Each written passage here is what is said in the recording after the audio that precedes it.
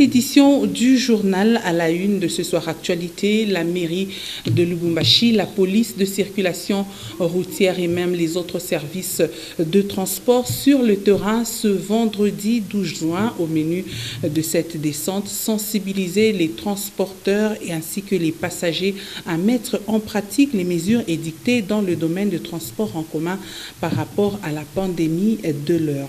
Et vous le savez, la Covid-19 qui continue à ravager le monde, des chiffres qui font froid au dos. Tenez-vous bien, le bilan compte à ce jour plus de 7 millions de cas de maladie depuis son apparition en décembre 2019 en Chine. Quant à la République démocratique du Congo, elle compte 4 637 cas confirmés et notre province, le Haut-Katanga, 61 cas confirmés depuis mars 2020. Dans ce journal, nous parlerons également du procès 100 jours du chef de l'État qui n'attend plus que le verdict du tribunal le 20 juin prochain. L'audience d'hier, la 4e, était consacrée à la plaidoirie. Comme vous l'avez suivi, le principal accusé, Vital Kamerhe, a plaidé non coupable aux accusations portées contre lui.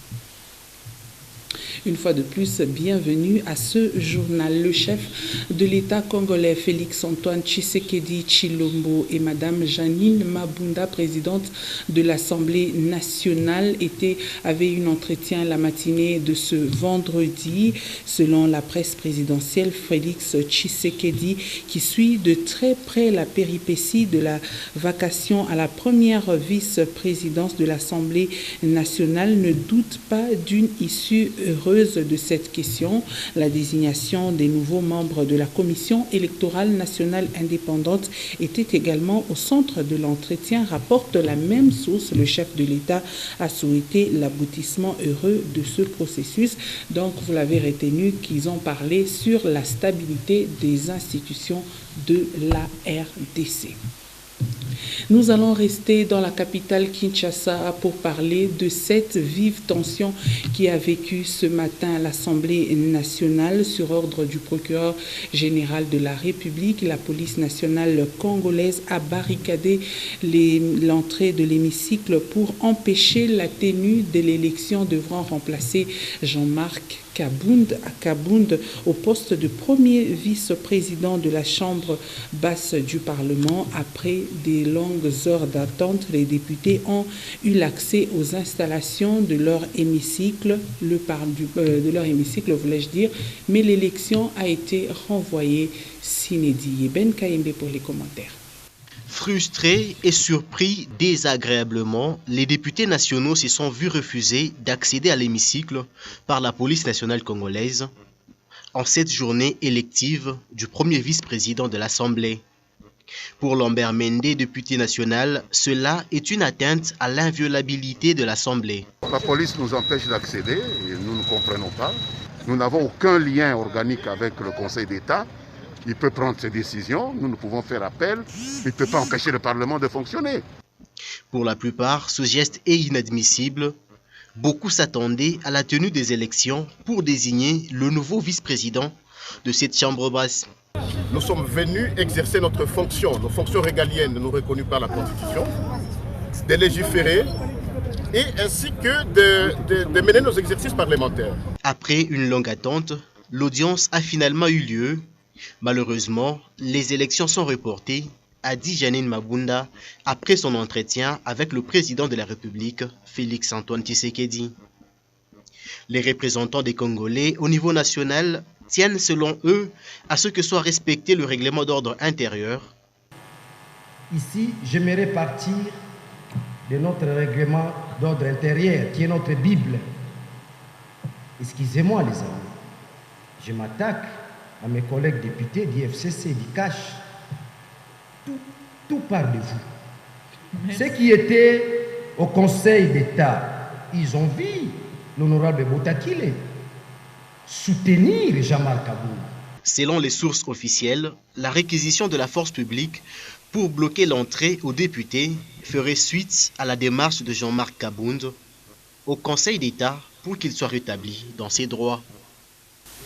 Et on n'attend plus que le verdict du tribunal dans le procès dit des 100 jours. La 4e audience organisée à la prison centrale de Makala jeudi 11 juin 2020 a été essentiellement consacrée à la plaidoirie.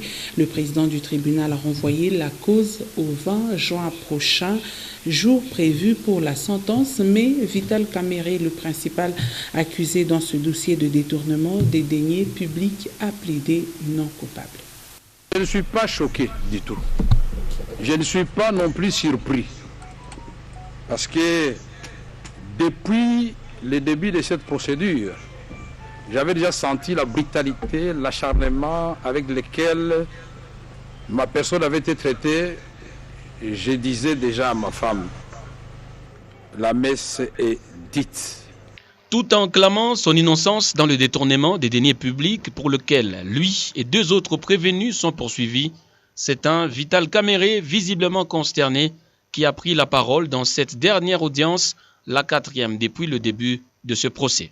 Je demande au tribunal de constater mon innocence de tout ce qui a été dit ici, ni les avocats de la République, ni le ministère public, puisque là encore je n'ai pas compris, ni les intervenants de tout à l'heure, personne n'a pu démontrer la culpabilité de M.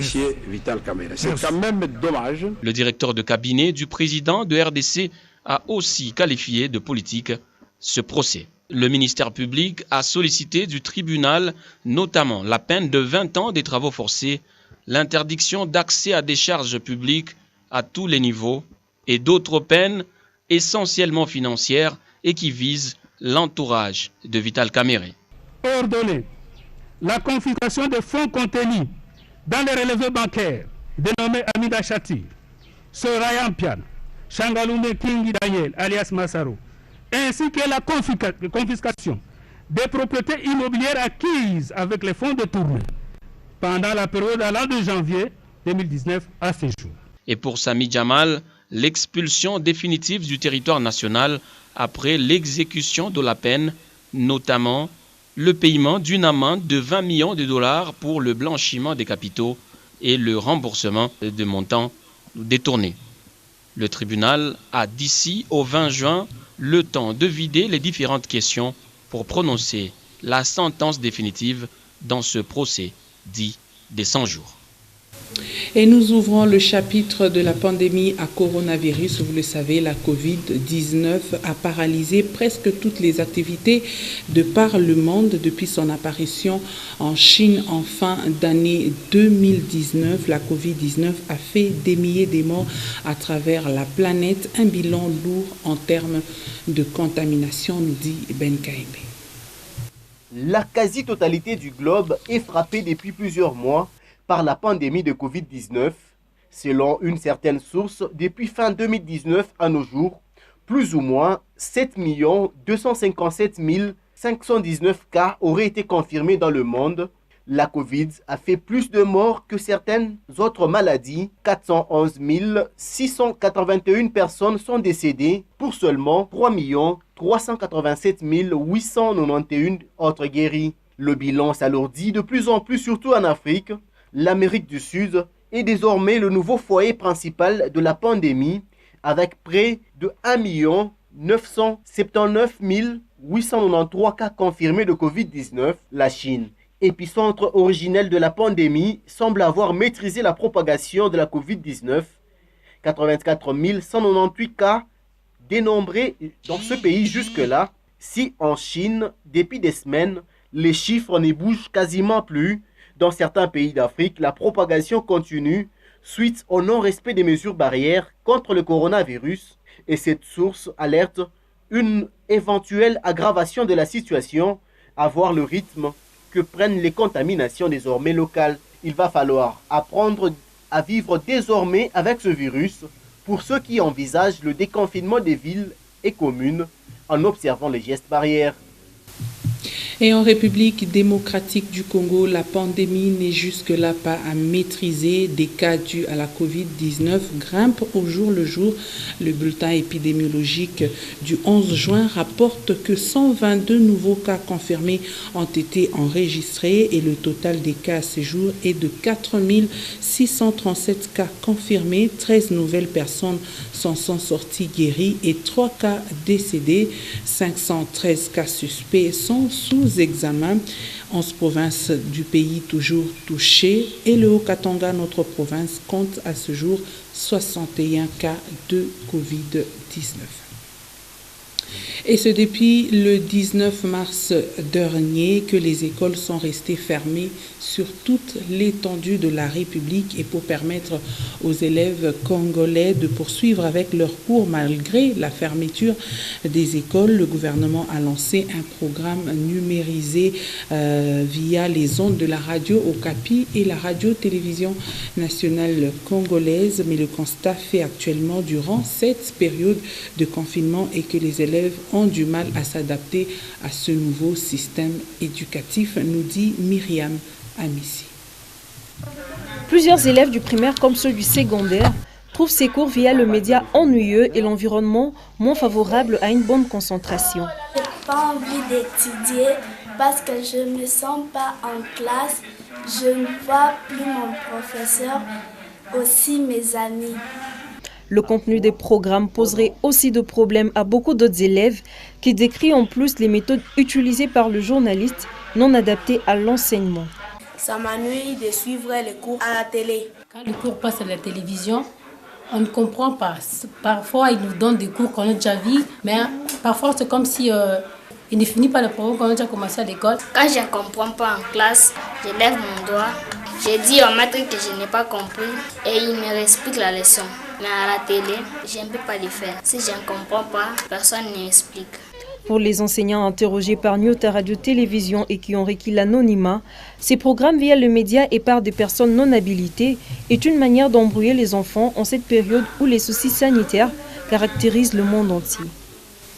Je l'annonçais en début de ce journal, sur toutes les lignes de transport en commun à Lubumbashi, il s'observe depuis un temps un relâchement total des gestes barrières contre la pandémie à Covid-19, vu le danger auquel sont exposés les conducteurs et aussi les passagers. La mairie de Lubumbashi, la police de circulation routière ainsi que les services de transport sont de retour sur différentes artères de Lubumbashi pour sensibiliser non seulement les passagers mais aussi les conducteurs sur les mesures barrières.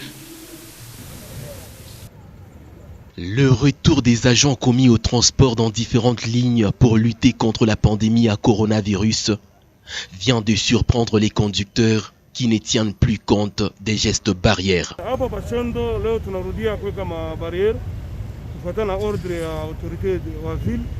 Anasema désormais parce que malari kunaongezeka mvile Lubumbashi. Alors kwa kupita hapa ifo mkena nombre ya waisager. Dubai 10, taxi 3, plus chauffeur 4. Kwa waisager, l'autre champ la cache ana na droit d'accéder au centre-ville. Au niveau du pont Tchondo par exemple, les services de contrôle et conducteurs vivent à couteau tiré. Quel bourré, c'est de l'argent qu'ils cherchent. Tout le monde les donne l'argent là-bas. Quel contrôle qu'ils font? Pour dépasser une barrière érigée pour le contrôle, il faut réunir toutes les conditions. Malheureusement, ceci est mal appréhendé par les conducteurs des transports en commun.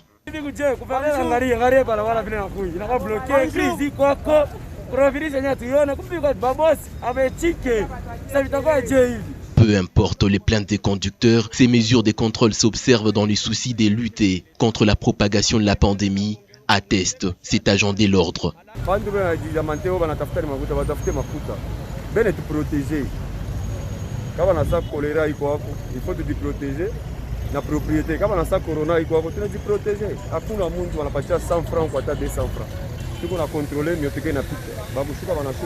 C'est dans presque toutes les lignes des transports que le contrôle des gestes barrières est de retour. Et au niveau de l'arrêt bus Kabolela, nous sommes du côté de la Gécamine. Un camion qui quittait le centre-ville a fini sa course dans un bus de transport en commun. Heureusement, il n'y avait personne dans ce bus. Selon les témoins, l'excès de vitesse serait à la base de cet accident. On nous rapporte également qu'un autre accident s'est produit du côté du quartier Kalouboué. Là aussi, l'excès de vitesse est pointé du doigt. Reportage de Guélor Chamba. C'est l'excès des vitesses qui serait la cause directe de cet accident de circulation produit au niveau de la rue Bus Kabolela allant vers la cité Gécamine. Les témoignages des personnes sur place rapportent que le conducteur du camion provenait du garage et c'est la transmission qui aurait lâché.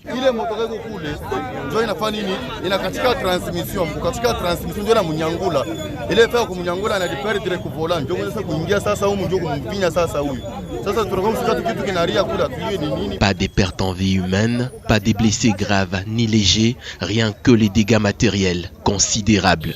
Safuzo anatafuta devie motoka moya ye motoka ingine ye mukata tupatie vipap na ile mbio yake ndio anakutana sana huyu pap.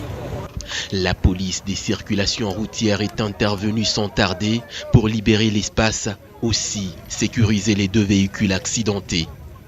Chauffeur ye mwenyewe alikuwa kuvola misuweka ajipedre je na makabondoi muno shosha porte na mabange bitukani ilikuwa namna kusekurize maisha ya mtu. Dans ce même registre, un autre véhicule a fini sa course dans une rigole sur l'avenue de la Libération au quartier Kalouboué. Le chauffeur était en pleine vitesse. Il n'y avait pas moyen de suivre un peu son volant. Il est arrivé au niveau de casse-vitesse. Alors, je ne sais pas comment est-ce qu'il a dévié et voilà cet accident ici. Mais aucun mort. Pourquoi bantu bamingi pale bantu baanza kuria njo bantu ba motari ile kote banatoka directement banenda kusecourir njo kurécupérer bale bantu na kubatosha bengine kubapeleka hôpital. Ici encore, l'excès des vitesses serait à l'origine de cet incident. Le chauffeur et son receveur ont choisi de fuir, abandonnant véhicule et même le passager. Et nous allons nous rendre à présent au quartier Kamatete. Nous sommes là dans la commune annexe où plusieurs ménages ont été visités la nuit du 10 au 11 juin 2020 pour les personnes armées. Des personnes armées non neutrement identifiées ont opéré durant la nuit paisiblement de 2h à 4h du matin. Guélor Chamba nous en dit plus.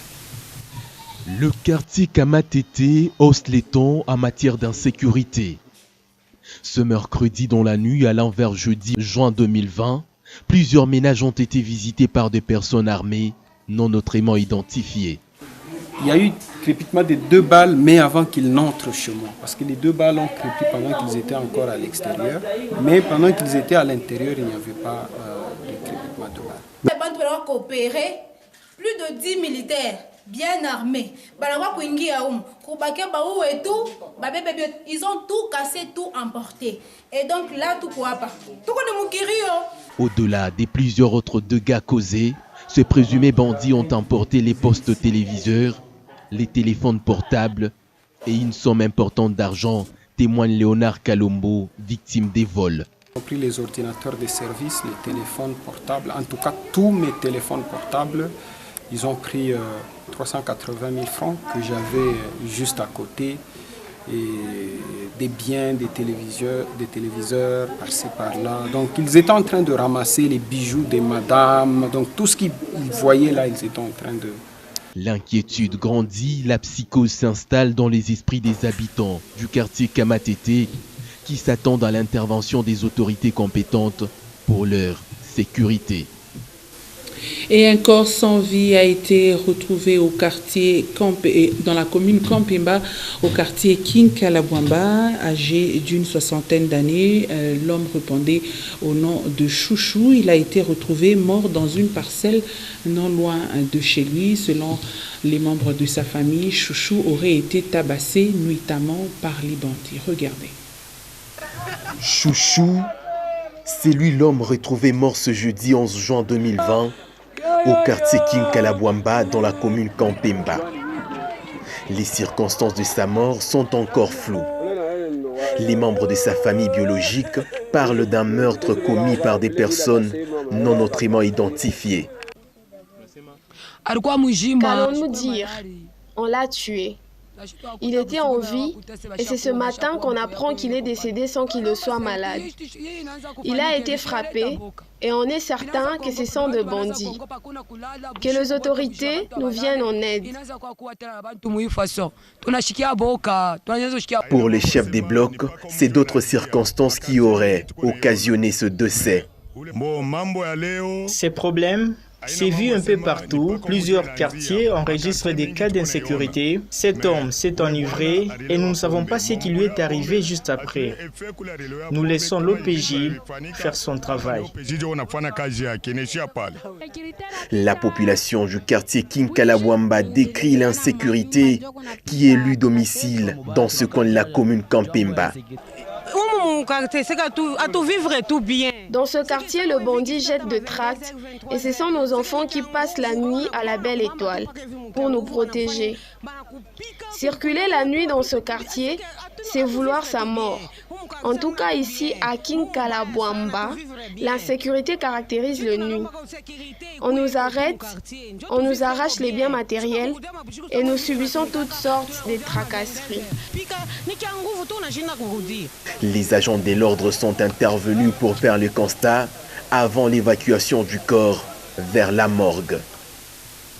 Nous allons parler de cette bonne nouvelle, une bonne nouvelle pour les abonnés de Canal+. Dans un point de presse tenu hier jeudi 11 juin, le directeur régional a annoncé le retour du championnat turc et espagnol. Les amoureux du ballon rond vont désormais suivre la Liga rien que sur les chaînes Canal+. Djembe Francis a tout de même lancé un message aux nouveaux abonnés de Canal+ et Easy Télévision. Le spectacle du football est de retour rien que sur Canal+. Stoppé pour les raisons de la Covid-19, la Liga démarre ce soir. Au-delà de cette nouvelle, le championnat turc et espagnol sont aussi de retour. C'est le directeur régional Djembe Francis qui l'a annoncé au cours d'un point de presse. Reprise du championnat. Aujourd'hui, 11 reprises de la Liga, championnat espagnol. Demain, reprise du championnat turc. Le 17, reprise du championnat anglais. Et le 20, reprise du championnat italien. Ceci uniquement sur les chaînes Canal+. Pas seulement les spectacles du football, Djembe Francis annonce d'autres bonnes nouvelles pour les abonnés Canal+. Événement important, reprise importante, Canal+ est également à l'écoute de leurs abonnés. Alors qu'est-ce qu'on a réservé pour nos abonnés? Pour tous nos abonnés qui viendront se réabonner à la formule, au-dessus de la formule qu'ils ont, Canal+ leur offre tout Canal. Tous les abonnés Easy vont également bénéficier de cet événement du ballon rond. Les abonnés Easy ne sont pas négligés. Avec la reprise du championnat italien à partir du 20, ils peuvent également regarder Cristiano Ronaldo et la bataille entre la Juventus et la Lazio de Rome. Canal+ offre à ses abonnés 15 jours à tout Canal pour tout réabonnement au-dessus de la formule actuelle. Simplement pour le bon plaisir de nos clients et ceci pour la reprise du championnat. Le prix de réabonnement n'a pas changé, y compris celui du décodeur. Canal+ ouvre grandement ses portes à tous ses abonnés. Nous allons cette fois-ci parler de nous-mêmes. Nous-mêmes, c'est Nyota Radio et Télévision. Vous l'avez certainement suivi, une vidéo circulant sur les réseaux sociaux depuis plusieurs jours avec un logo Nyota TV. Malheureusement, un logo que Nyota Radio et Télévision n'utilise pas. Vous comprenez directement que cette production, voulais-je dire, n'est pas de la maison. Suivez. Depuis le week-end dernier, cette vidéo circule sur les réseaux sociaux dont Nyota Radio et Télévision n'est pas responsable.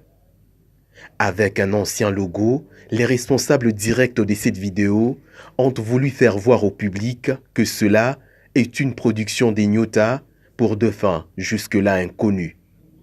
Actuellement, Nyota a déjà adapté son logo dans l'engagement de lutte contre la Covid-19 avec la mention « Restez chez vous ». Informée, la Direction générale des Nyota Radio et Télévision non seulement dément, mais aussi porte plainte contre ces acteurs pour faux et usage des faux. Par la même occasion, Nyota Radio et Télévision met en garde toutes les personnes qui engagent faussement ces services. Et le numéro 1007 du journal La République paru dans la capitale Kinshasa jeudi 11 juin 2020.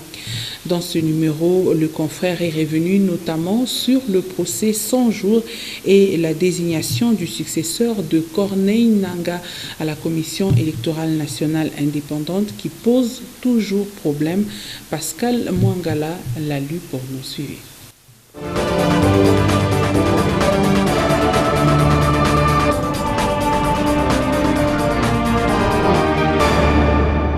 Bienvenue, mesdames et messieurs, à ce lu pour vous du numéro 1007 du journal La République sur votre chaîne. CENI, ça pue déjà la tricherie pour 2023, titre à la une le confrère. 2 jours de concertation, les 8 et 9 juin, n'ont pas suffi aux confessions religieuses de s'accorder sur le nom du candidat au remplacement de Corneille Nangaa à la tête de la Commission électorale nationale indépendante CENI. En effet, plusieurs médias en ligne ont fait état d'un accord entre les religieux sur une personne devant prendre le relais de Corneille Nangaa. Le mensonge paraît tellement grossier que l'abbé Donatien Cholet a tenu à remettre urgemment les pendules à l'heure. Selon le communiqué des chefs religieux, après échanges et évaluations, il n'a pas été possible de dégager un consensus sur une réponse qui représente les valeurs auxquelles tiennent les confessions religieuses, entre autres le professionnalisme, l'éthique et l'indépendance vis-à-vis des acteurs politiques. La Mouka soutient la Senko et l'ECC contre un autre Corneille Nangaa à la tête de la CENI. Nous soutenons la Senko et l'ECC dans la désignation du nouveau président de la CENI ainsi que la mise en place d'une nouvelle éthique qui sera réellement celle d'une commission électorale nationale indépendante, écrit la Mouka sur son compte Twitter. Procès 100 jours, Kamere, 20 ans de prison requis. Débuté le 11 mai, le procès Vital Kamere et consorts est entré dans la phase de réquisitoire hier jeudi 11 juin 2020. Après une prestation de près de 2 heures, la partie civile a conclu son intervention par la réquisition des peines à l'encontre des prévenus. Ainsi, elle a invité le tribunal à condamner solidairement les prévenus Kamere et Jamal. Selon l'avocat de la République, les prévenus Vital Kamere et Sami Jamal doivent rembourser la somme de 48 millions de dollars américains et de payer solidairement une somme de 100 millions de dollars au titre des dommages et intérêts.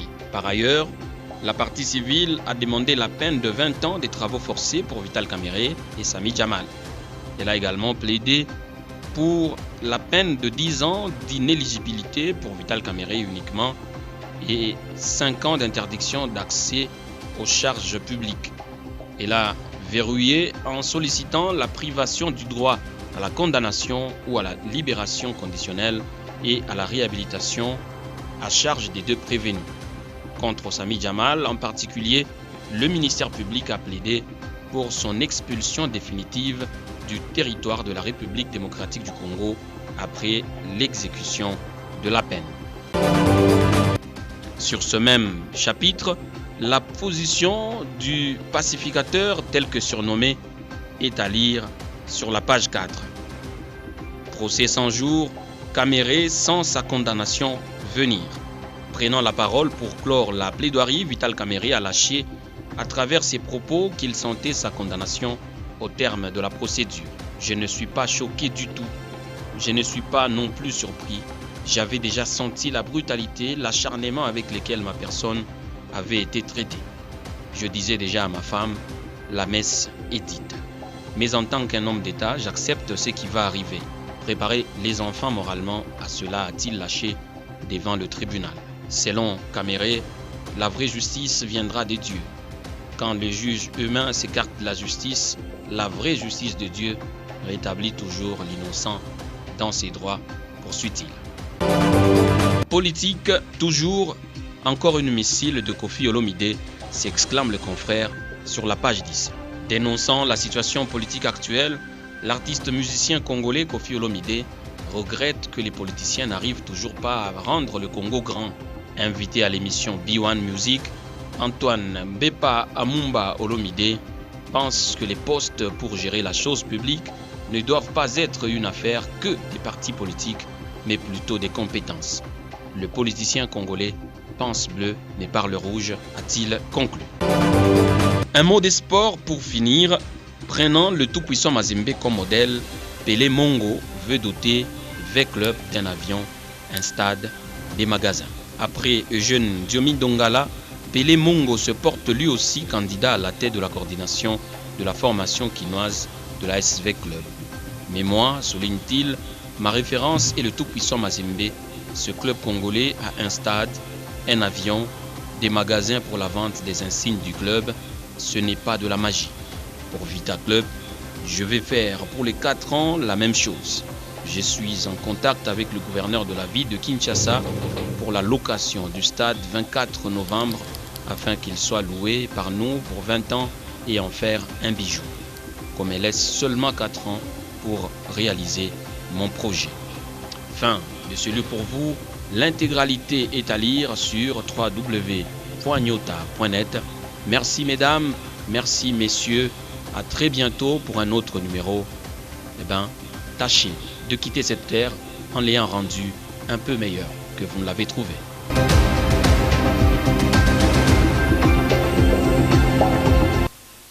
Et nous allons rendre meilleure notre République démocratique du Congo en respectant les mesures barrières édictées par le gouvernement. Ceux qui n'ont rien à faire à l'extérieur, restez chez vous. Pour ceux qui doivent nécessairement sortir, tenez compte des mesures barrières. Ainsi prend fin cette édition du journal. Merci de nous avoir suivis.